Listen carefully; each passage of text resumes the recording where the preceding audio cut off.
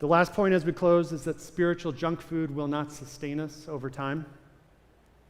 Our spirit yearns for a daily time with Jesus. It's how we're made. We're made in the image of God. Even if we choose to ignore that or think, I don't need that, you are made to desire that.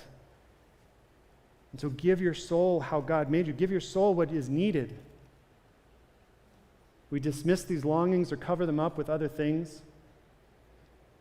There was a famine in 1959, a great Chinese famine.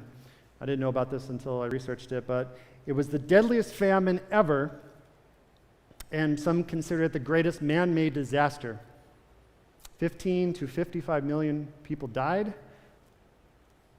And leading up to this famine in 59 to 61, there was an illusion of superabundance, they called it. An illusion of superabundance, meaning that they thought there was plenty of grain in the storehouses, they thought they were good.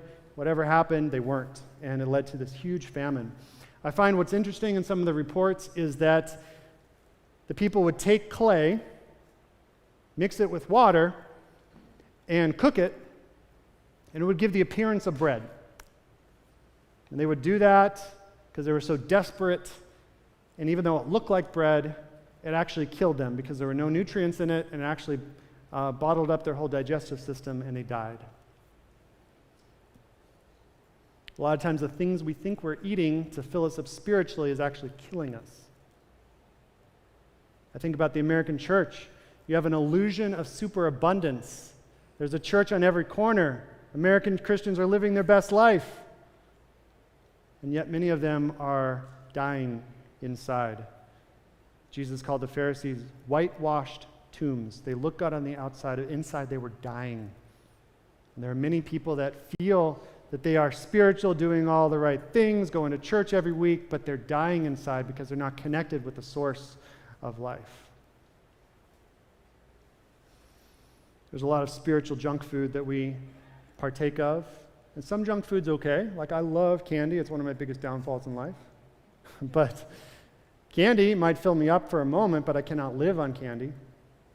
And so there are small things that we do, listen to a quick sermon, a quick clip online. We see a Bible verse on Instagram. We say a quick prayer.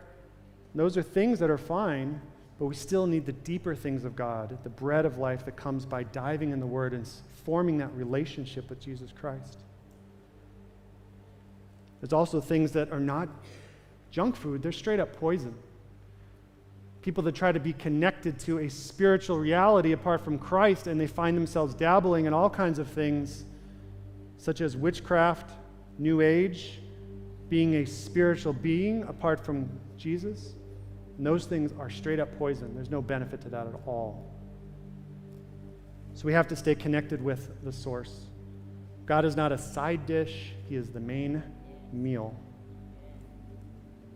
So we have to pursue Christ and seek after Him daily.